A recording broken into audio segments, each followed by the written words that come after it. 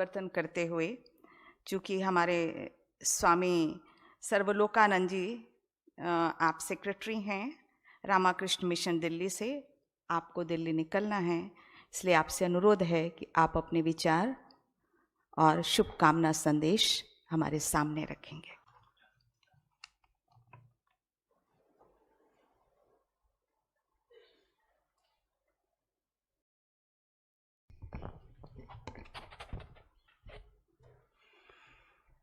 ओम असतो मा सद्गमय तमसो मा ज्योतिर्गमय मिथ्योर्मा अमृतगमय। ओम शांति शांति शांति। O Lord, lead us from unreal to real. Lead us from darkness to light. Lead us from death to immortality. Om peace, peace, peace. सम्मानित मंच, इस सुसज्जित विशाल सभागार में उपस्थित ब्रह्मकुमारी के भाई एवं बहनों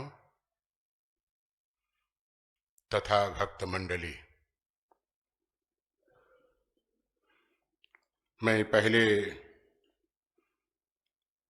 ईश्वरीय ब्रह्मकुमारी जो संस्था है उसको तहे दिल से धन्यवाद करना चाहता हूं कि वे इस भव्य गीता सम्मेलन का आयोजन किया है। अरे ताली तो बजाओ, आपको धन्यवाद दे रहा हूं। मैं तो झूम गया।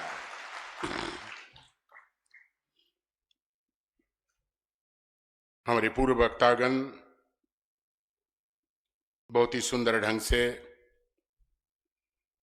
गीता का उन्होंने व्याख्यान किया।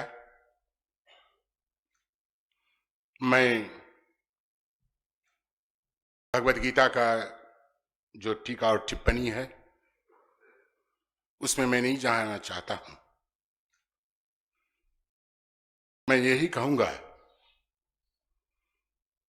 कि what is the central message of Bhagavad Gita.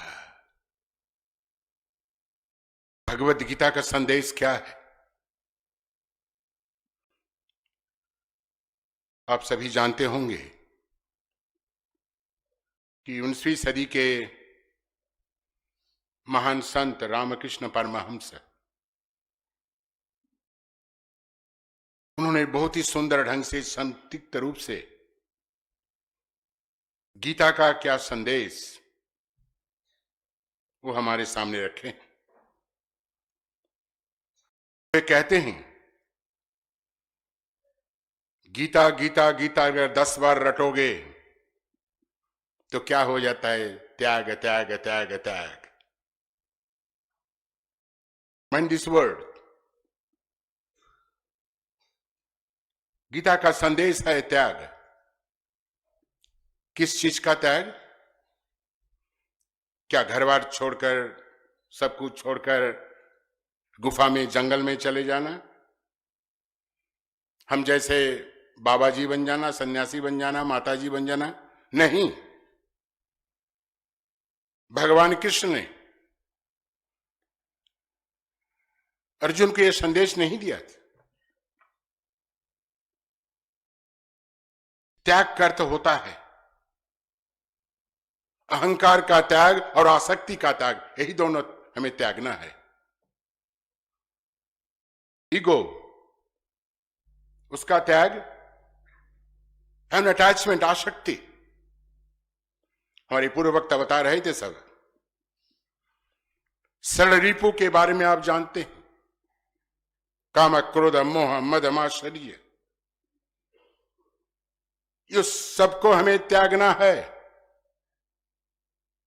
और आसक्ति का त्याग। आसक्ति सब दुख और कष्ट का कारण है। दुर्बलता की भी कारण है।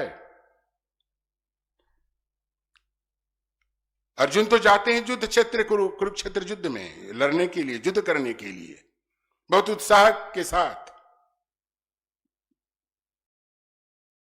लेकिन जब पहुंचते हैं कुरुक्षेत्र में, युद्ध क्षेत्र में, तब वो क्या देखते हैं कि शत्रु पक्ष में अर्जुन के गुरुजन, भीष्म पितामह, आचार्य, सगे संबंधी, कजन्स, भाई, ये सब युद्ध करने के लिए तैयार हो गए। और देखते देखते अर्जुन के मन में एक दुर्बलता आई। क्यों दुर्बलता आई? अर्जुन तो दुर्बल नहीं था ना। अर्जुन तो इतना बड़ा शूरवीर, उनके समय के सबसे बड़ा धनुर्धर, the best Archer of his time. Arjun ने कभी अपने जीवन में हार को नहीं देखा। लेकिन वो अर्जुन दुर्बल क्यों हो जाता है? दुर्बल ही इसलिए हो जाता है, अर्जुन के पास तो सब कुछ था। अर्जुन के पास बुद्धि बल, बाहुबल, सैन्य बल, वित्त बल, बहुत बल। तो अर्जुन क्यों दुर्बल हो जाता है? इतना दुर्बल हो जाता है कि अर्जुन कहता है कि मैं युद्ध नहीं करूंगा। Can you imagine? जो युद्ध करने के लिए आया और कहता मैं युद्ध नहीं करूंगा। हमारे पूर्व वक्ता बता रहे थे, इससे अच्छा है हम भीख मांग के खा लूंगा, लेकिन हमें राजपाट नहीं चाहिए, मैं युद्ध नहीं करूंगा। He wanted to run away from the battlefield of Kurukshetra. Arjun के मन में एक दुर्बलता आई, और दुर्बलता के कारण है आसक्ति। दुर्बलता के कारण है आसक्ति। गुरुजनों पर आसक्ति, सगे संबंधी पर आसक्ति, भाइयों पर आसक्ति, कि सबको हम कैसे मार सकते हैं, कैसे वध कर सकते हैं। और एक प्रकार की आसक्ति आ गई, और आसक्ति के कारण अर्जुन बहुत ही दुर्बल हो गया। A kind of weakness over powered Arjun.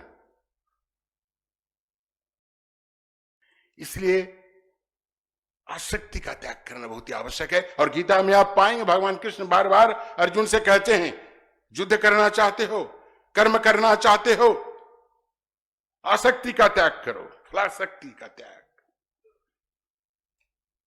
आसक्ति का त्याग करो। गीता का ही संदेश है। This the central message of Bhagavad Gita है। कोई पूर्व वक्ता बता रहे थे, जैसे स्वामी विवेकानंद जी क्या कहते हैं, गीता का निचोड़ क्या है? What is the essence of Bhagavad Gita? Gita का संदेश क्या है सबके लिए, हमारे सबके लिए? गीता का संदेश हम पाते हैं 2nd चैप्टर में। हमारे पूर्व वक्ता ने इसका जिक्र किया है। इस प्रकार है कि तुम्हारे मन में दुर्बलता कैसी आई? ये दुर्बलता को त्याग करो और उठो, जागो, युद्ध के लिए तैयार हो जाओ।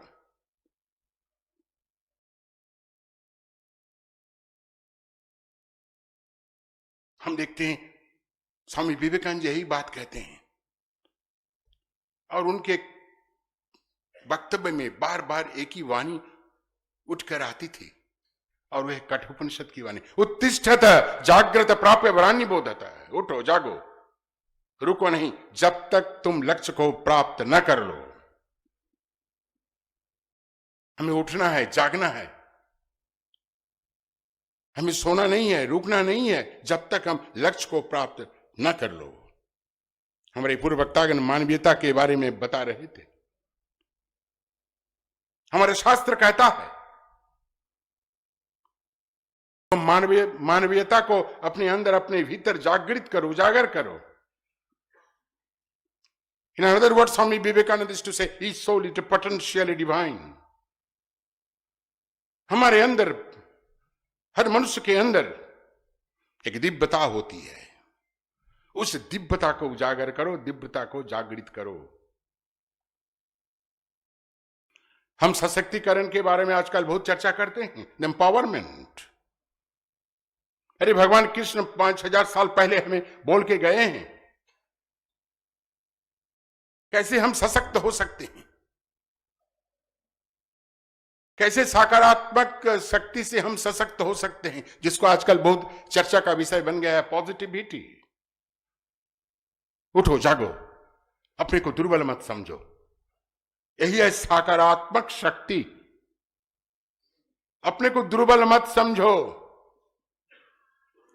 तुम सब कुछ कर सकते हो, तुम्हारे अंदर, तुम्हारे भीतर वो शक्ति है। स्वामी विवेकानंद जी फिर कहते हैं, भगवान श्री राम, भगवान कृष्ण की वाणी कहते हैं, infinite power is lying within you. You can do anything and everything. तुम्हारे अंदर, तुम्हारे भीतर अनंत शक्ति है, and it's a fact, nobody can deny it. तुम्हारे अंदर, तुम्हारे भीतर यह शक्ति है।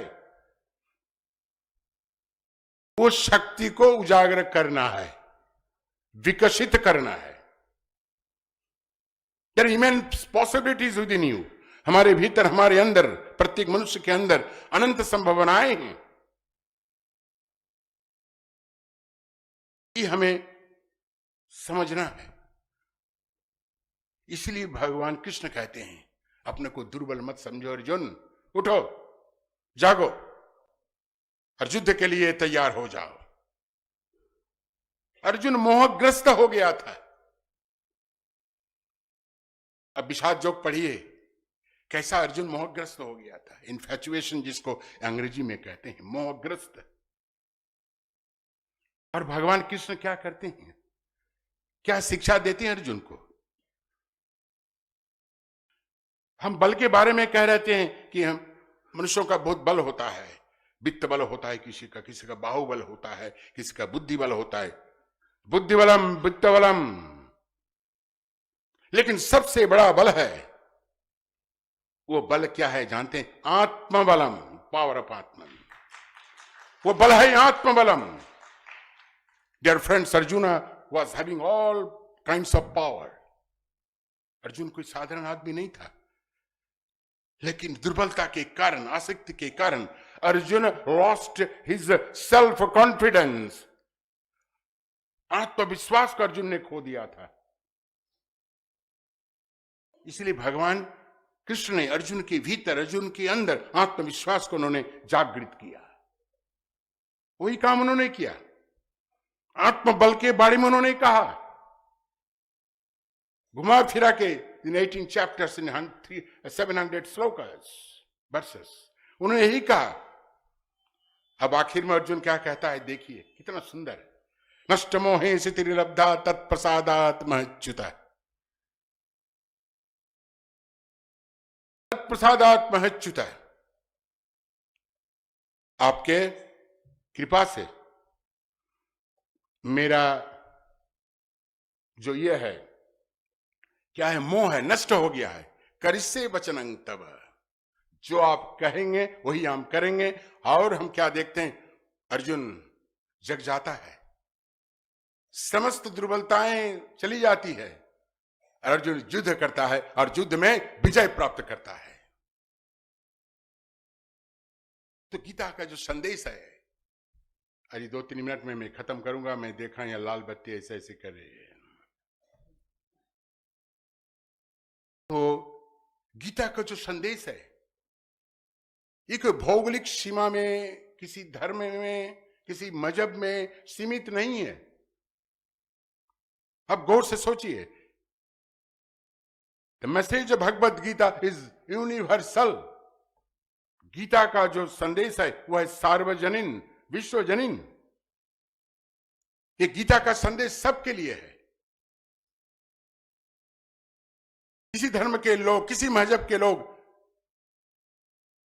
गीता का जो शिक्षा है उसको आत्मसात कर सकता है और आत्मसात करके जीवन में आगे बढ़ सकता है। 5000 साल ऐसा अनुमान है, 5000 साल से भगवत गीता लोग पढ़ते हैं, कितना अनुप्राणित होते हैं, उनको प्रेरणा मिलती है।